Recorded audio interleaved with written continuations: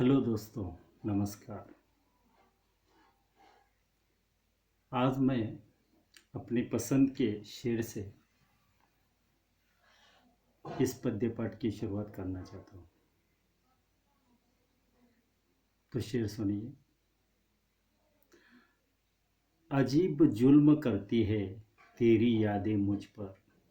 अजीब जुल्म करती है तेरी यादें मुझ पर। सो जाता हूँ तो जगा देती है, और जाग जाऊँ तो रुला देते।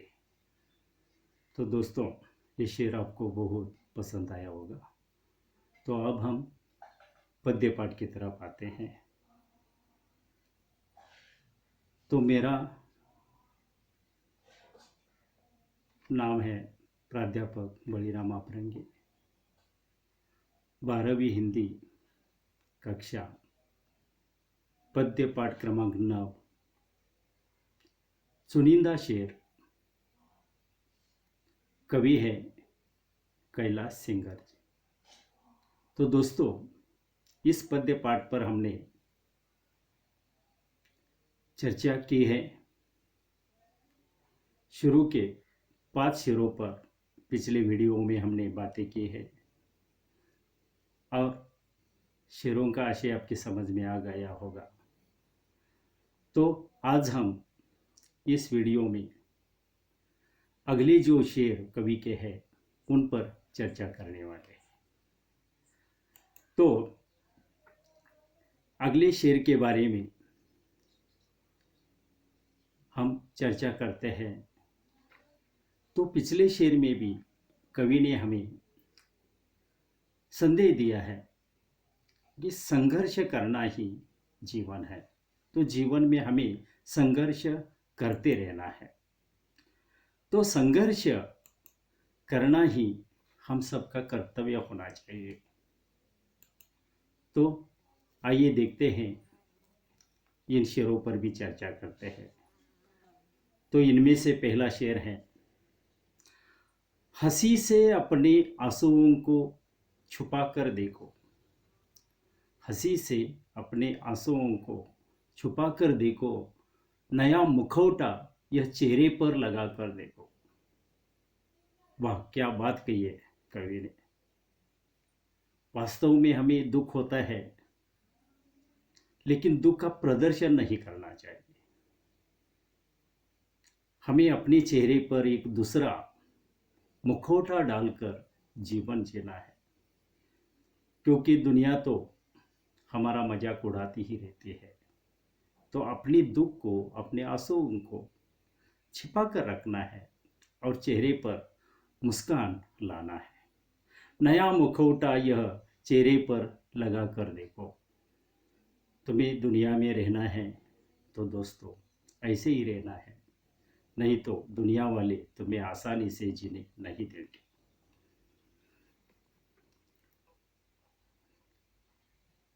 अगला दोहा, वह फकीरों की दुआओं में असर देता है। वह फकीरों की दुआओं में असर देता है, आँख से इत्र बांटने का हुनर देता है। वह क्या बात कही है। इस शेर में कवि कहना चाहते हैं कि समाज में जो साधु संत होते हैं या जो भले लोग होते हैं, उनकी वाणी में पवित्रता होती रहती है। उनके बोल जो होते हैं वे सुविचार होते रहते हैं। वे हमें आशीर्वाद देते रहते हैं। एक तरह से वे दुनिया को खुशी बांटते रहते हैं। लोगों का दुख कम हो, इसलिए वे उपदेश देते रहते हैं। अगले शेर की तरफ चलते हैं। इसमें लाशें भी मिला करती है, तुम जरा देखभाल तो लेते। इसमें लाशें भी मिला करती है, तुम जरा देखभाल तो लेते। इसको माँ कह के पूजने वालों, इस नदी को खंगाल तो लेते। क्या बात कही है। लाखों में एक बात कही है।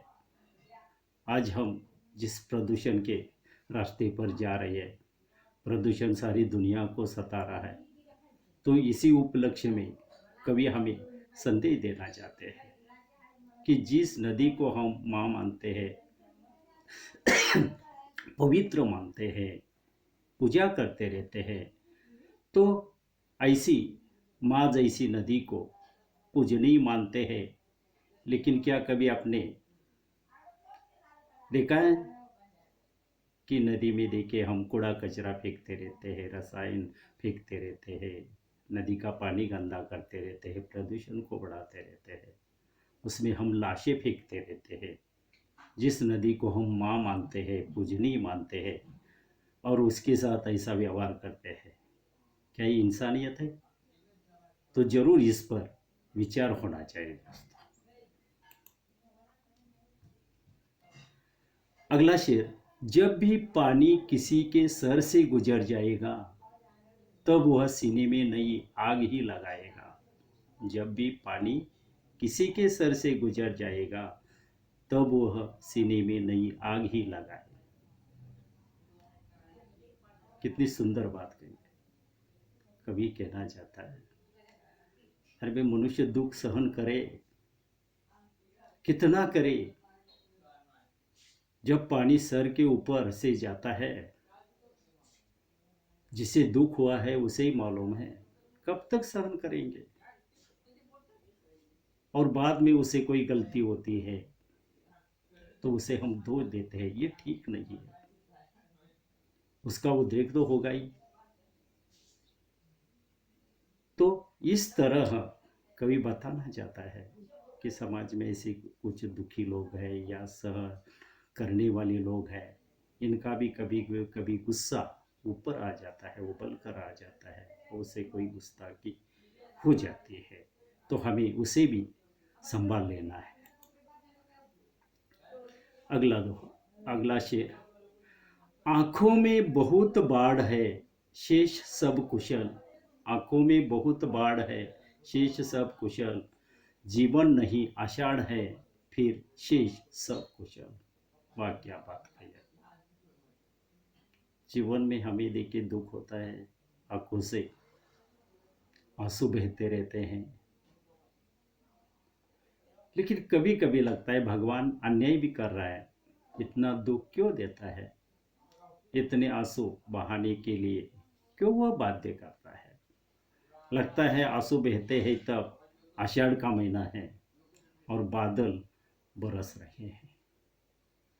तो हमें आप पर भी थोड़ा सा संयम रखना है और अपने दुख को इसी तरह रास्ता भी देना है। अगला शेर, सड़क ने जब मेरे पैरों की उंगलियां देखी, सड़क ने जब मेरे पैरों की उंगलियां देखी, कड़कती धूप में सीने पे बिजलियां देखी। वह क्या बात कही है। सड़क से जा रहा था, दोपहर का समय है और कड़क धूप है, उसके पाँवों में छाले पड़ रहे हैं, फिर भी वह चलता जा रहा है। अपनी निराशा में, अपनी हताशा में विचार करते हुए वह जा रहा है। लेकिन जीवन इसी का नाम है दोस्तों। संकट आए, दुख आए, उदासी आए, तो भी हमें सहन करके आगे चलते रहना है।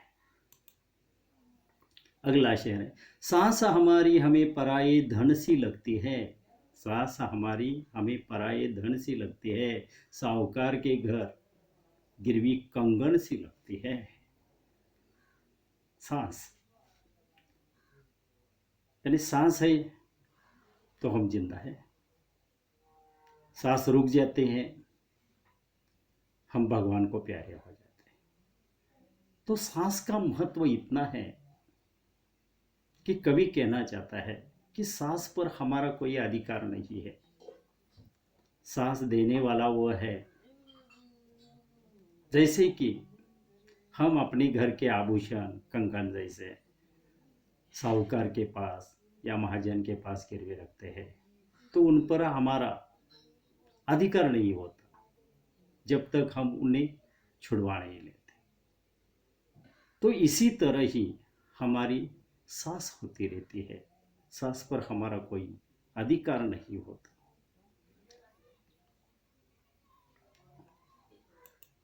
आगे,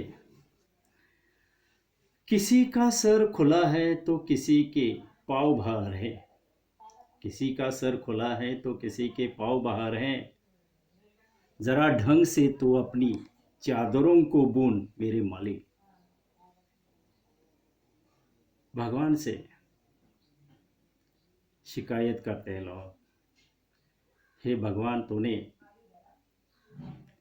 किसी को भरपेट दिया है और किसी को भूखा प्यासा रखा है। तूने एक ऐसी चादर हमें इस दुनिया में आने पर दी है